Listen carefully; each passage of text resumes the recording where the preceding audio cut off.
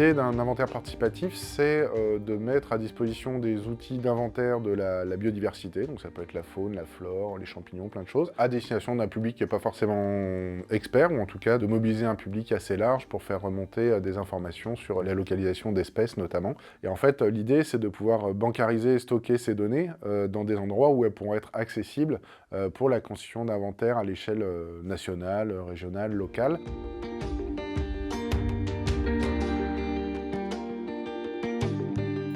Nous, au Seine, on a par exemple commencé avec un inventaire participatif des arbres têtards. L'idée, c'était en fait, on se rendait compte qu'il y avait énormément d'arbres têtards dans tout le Pays Basque qui n'étaient pas du tout référencés. Et ces arbres-là représentent un patrimoine à divers titres, patrimoine culturel, paysager, patrimoine naturel évidemment.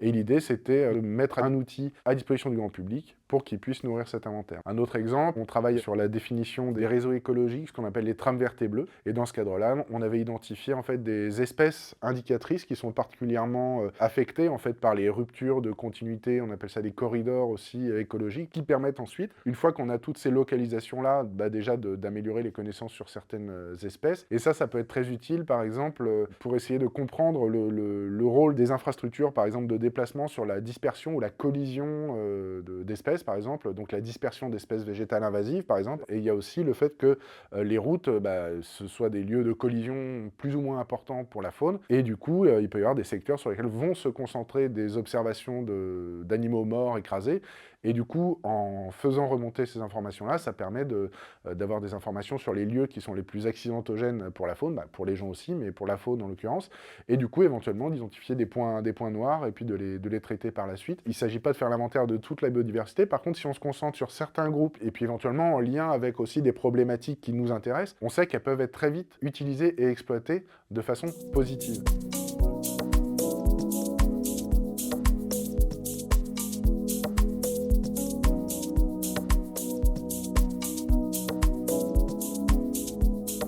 On va utiliser ce type d'outil quand on a une nécessité d'effectif, une contrainte d'effectif. On va avoir besoin littéralement d'un coup de main. Mais ça peut aussi avoir une autre notion qui est de toucher des zones géographiques sur lesquelles les professionnels du milieu naturel ne peuvent pas se rendre ou n'ont pas accès, comme du domaine privé par exemple, où on n'a pas le temps ou la possibilité de se déplacer, donc on va solliciter l'aide du grand public. Mais ça va être aussi une manière de sensibiliser aussi, c'est-à-dire qu'on va demander aux gens de s'impliquer personnellement sur un sujet scientifique précis, une espèce, peu importe, voilà, faune, flore.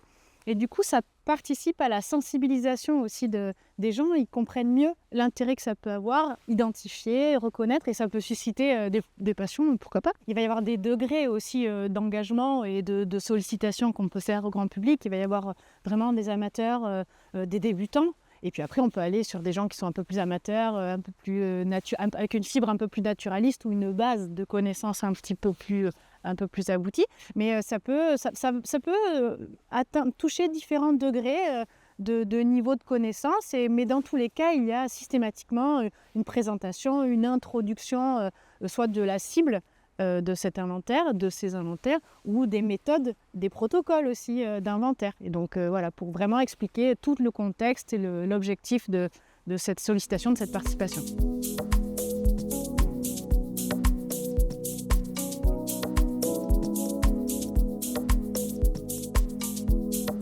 Aujourd'hui, il y a beaucoup d'outils, il y a de protocoles de suivi qui sont développés plutôt par le Muséum d'histoire naturelle, le réseau Noé Conservation et tout ça. Donc ça, c'est des outils, par exemple, qu'on peut mettre en place dans son jardin et tout ça pour le suivi des escargots, des oiseaux et tout. Pour la flore, c'est l'Observatoire de la biodiversité végétale qui est animé par les conservateurs botaniques.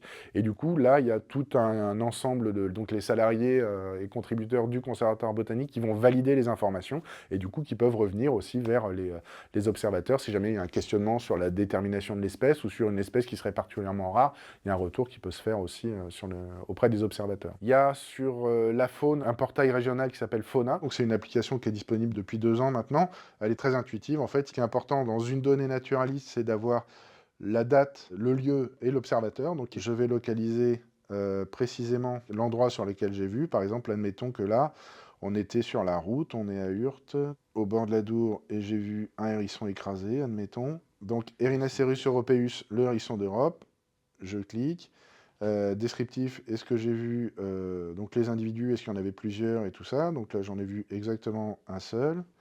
Tac, parce que des fois, c'est important de noter le nombre qui sont, éventuellement, des fois mâle, femelle pour certaines espèces. On peut aller plus loin si on veut, mais on n'est pas obligé de le faire.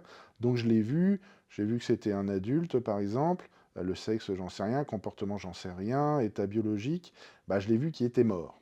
Et donc ça, le fait qu'il soit mort, c'est une donnée qui est assez importante, parce que si j'ai vu en bord de route, dans les bases de données, c'est important de noter tout ça. Idéalement, j'ai pris une photo pour me le faire valider. C'est pas obligatoire, mais c'est toujours mieux parce que ça permet d'être certain. Il y a l'enregistrement sonore aussi pour certaines espèces, par exemple des oiseaux, ça peut être intéressant. On valide, et donc là, ça rentre dans mes observations. Le hérisson d'Europe, pam, j'ai noté, et puis j'ai derrière les informations précises que j'ai notées. Donc là, par exemple, récemment, j'avais vu une jeunette écrasée, un crapaud, une martre écrasée. Donc ça, du coup, derrière, les données vont alimenter la base de données régionale, et du coup, l'atlas, l'inventaire, entre guillemets, continu de la faune à l'échelle Nouvelle-Aquitaine.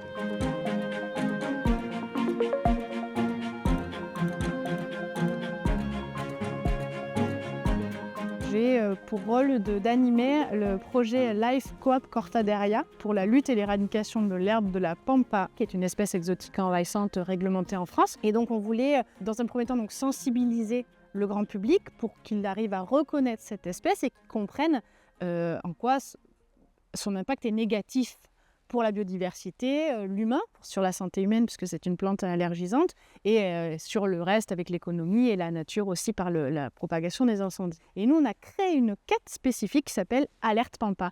Et les gens, on leur posait seulement 2 questions pour que ça reste très simple. Quelle est la taille approximative du pied? Donc on voit si c'est des petits pieds pour nous ou des grands pieds. Donc en termes de maturité, ça nous aide un petit peu à identifier ça. Et également la taille de la station.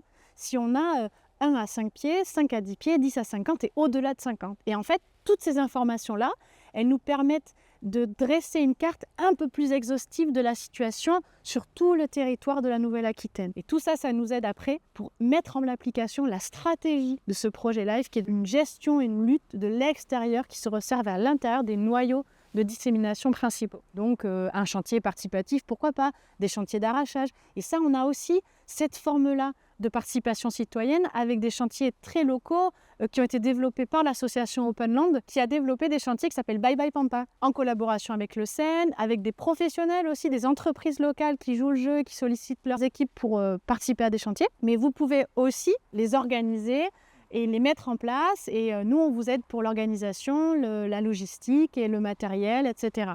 Donc la participation citoyenne, elle va au-delà juste d'un signalement après visuel d'une observation. Elle peut être dans l'action.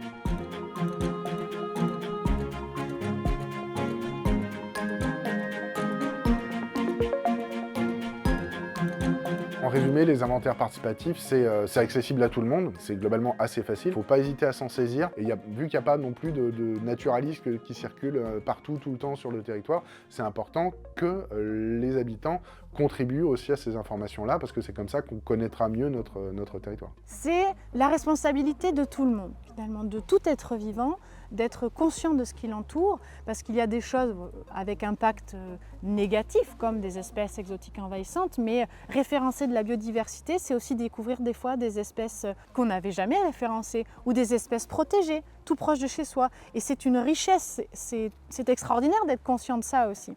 Donc certes, il y a un besoin par rapport à des sujets spécifiques, aussi en termes de temporalité, on a besoin de données parce que un projet a une durée de vie aussi, il y a une date de début, une date de fin, et donc c'est là qu'il faut tout donner, qu'il faut s'engager au maximum, mais ça ne s'arrête pas là non plus, et c'est pour ça qu'il y a un besoin de participation du plus grand nombre, mais c'est aussi la responsabilité de chacun et l'enrichissement de chacun finalement au regard de la biodiversité, de ce qui nous entoure dans le monde dans lequel nous vivons.